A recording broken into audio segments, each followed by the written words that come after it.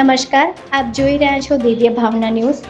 અમદાવાદ શહેરમાં દિન પ્રતિદિન કાયદો અને વ્યવસ્થાની પરિસ્થિતિ બગડી રહી છે, જેમાં જાહેરમાં મારામારી, હત્યા અને હત્યાના પ્રયાસો જેવા ગુનાઓમાં વધારો થઈ રહ્યો છે, જેથી શહેરના પૂર્વ વિસ્તારમાં જ્યાં સૌથી વધારે હત્યા અને મારામારીમાં ગુનાઓ બની રહ્યા છે, એવા પોલીસ સ્ટેશનમાં પોલીસ દ્વારા કોમ્બિંગ શરૂ કરવામાં આવ્યું છે.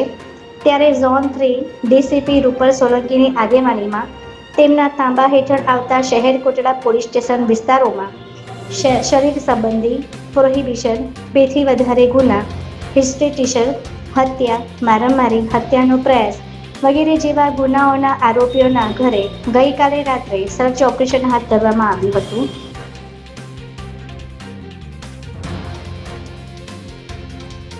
પોલીસ દ્વારા શહેરના પૂર્વ વિસ્તારમાં મેમ્કો પાસે આવેલા પ્રેમનગર, આંબેડકરનગર અને શક્તિનગર સહિતના વિસ્તારમાં મોડી રાત્રે કોમ્બિંગ કરવામાં આવ્યું હતું.